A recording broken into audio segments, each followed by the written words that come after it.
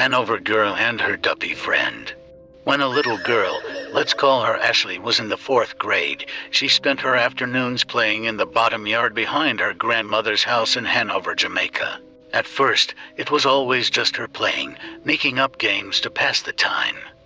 But then one day, another little girl appeared. She didn't think much of it at first. The little girl was friendly, but no one else seemed to notice her.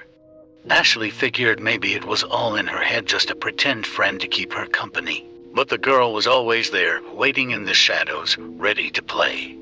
Over time, she found herself looking forward to seeing the little girl. After school, she'd rush home, finish her homework, and hurry outside to play. One day, she told her uncle's girlfriend about her playmate. She expected a laugh or maybe a shrug, but instead, her uncle's girlfriend froze, her face darkening. "That's not a friend," she said in a low voice.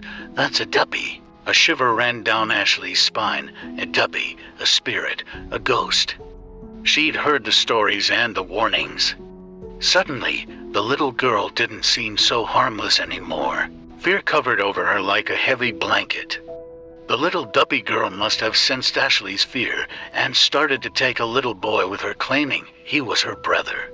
Follow Jamaican true story. Despite her fear, Ashley didn't stop playing with them. She was just a little girl herself, too young to know better, too curious to resist. They played school together. Sometimes the little duppy girl would travel with her. It wasn't until her cousin came from Canada that things changed. Her cousin had a gift or a curse, depending on who you asked. She could see things no one else could, and when she saw the little duppy girl, she went cold. "You need to stay away from her," her cousin said, her voice firm. After that, the little duppy girl disappeared. No matter how much Ashley called for her, how many afternoons she spent waiting in the yard, the little duppy girl never came back. It was like she'd never existed at all. Years passed, and the memory of the girl faded, her name slipping from Ashley's mind like water through her fingers. But life had a strange way of circling back.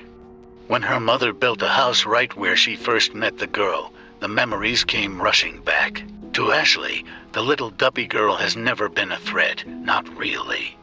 Just a strange, friendly presence that only she could see. And even now, years later, she could still remember how everyone used to look at her, puzzled, as she played and laughed in the yard, always talking to someone who wasn't there.